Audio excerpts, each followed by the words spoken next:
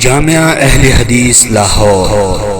پاکستان میں علوم دینیہ کی تعلیم و ترویج کا مرکز۔ محترم سامعین و ناظرین، السلام علیکم ورحمۃ اللہ وبرکاتہ۔ نحمدہ ونصلی علی رسولہ الکریم، اما بعد فاعوذ باللہ السمیع العلیم من الشیطان الرجیم، بسم اللہ الرحمن الرحیم۔ رب اشرح لی صدری ویسر لی امری واحلل عقدۃ من لسانی یفقہوا قولی۔ الحمدللہ، ہم جس رب کے بندے ہیں وہ پروردگار اپنے بندوں پر بڑا ہی مہربان اور نہایت رحم فرمانے والا ہے، اور اللہ رب العزت احکم الحاکمین کی رحمت ہی کا یہ نتیجہ ہے کہ وہ ہم گناہ گاروں کو معاف کرنے کے، بخشنے کے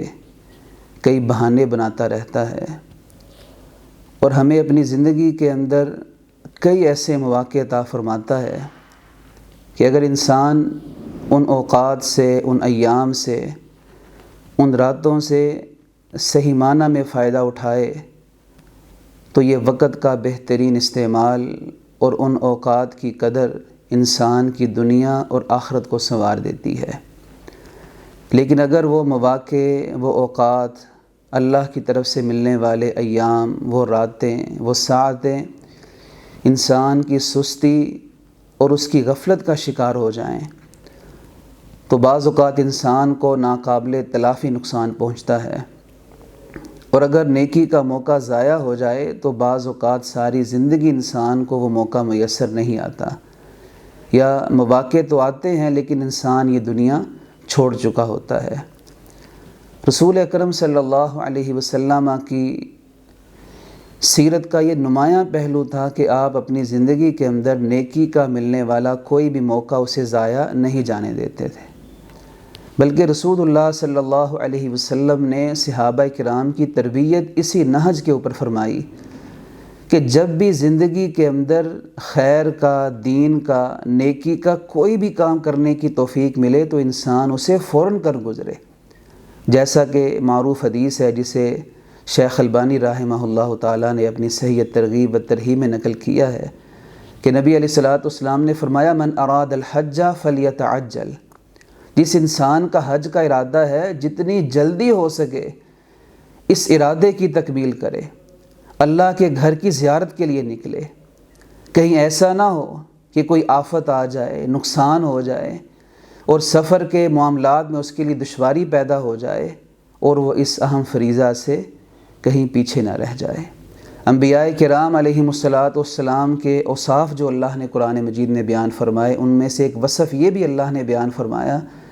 کہ انہم کانوا یسارعون فی الخیرات، یہ جو میرے انبیاء تھے، یہ جو میرے رسول تھے، میرے پیغمبر تھے، یہ نیکی اور خیر کے کام میں بہت ہی جلدی کیا کرتے تھے، بڑی سرعت کے ساتھ اللہ کی طرف سے ملنے والے نیکی کے مواقعوں کا صحیح استعمال کیا کرتے تھے۔ تو الحمدللہ اللہ کے فضل و کرم سے ہماری زندگی کے اندر بھی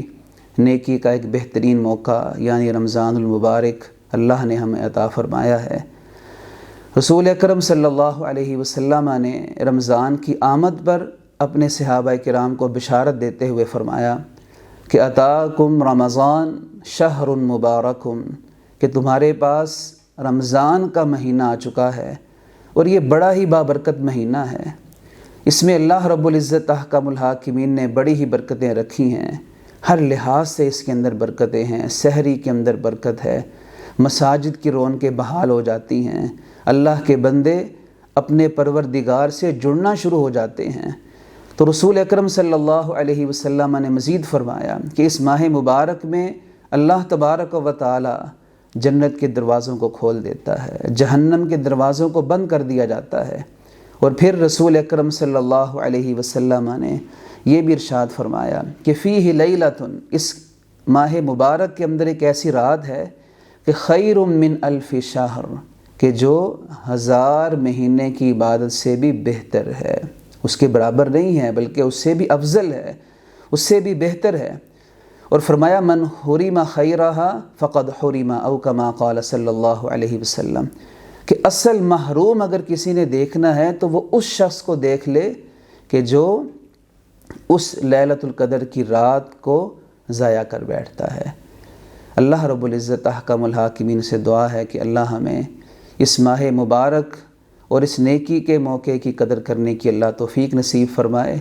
اس ماہ میں کرنے والے جو اہم ترین کام ہیں ان میں سے ایک کام یہ بھی ہے کہ اپنی نیت کے اندر ہم لوگ اخلاص پیدا کریں۔ نماز ہو، روزہ ہو، صدقہ و خیرات ہو، تلاوت قرآن ہو، ذکر اذکار ہو، اعتکاف ہو، صدقۃ الفطر ہو، زکوٰۃ کا ادا کرنا ہو، ان تمام عبادات کے اندر ہماری نیتوں کے اندر اخلاص پیدا ہونا چاہیے، کیونکہ اللہ رب العالمین کے ہاں وہ عمل کسی بھی صورت قابل قبول نہیں ہے کہ جس میں ریاکاری پائی جائے۔ تو اللہ رب العالمین سے دعا ہے کہ اللہ ہمیں اس ماہ مقدس کی قدر کرنے کی توفیق نصیب فرمائے، اور اللہ تبارک و تعالی اس مہمان کی ہمیں قدر کی توفیق عطا فرمائے۔ اقول قولی ھذا واستغفر اللہ لی ولکم ولسائر المسلمین وآخر دعوانا ان الحمد للہ رب العالمین۔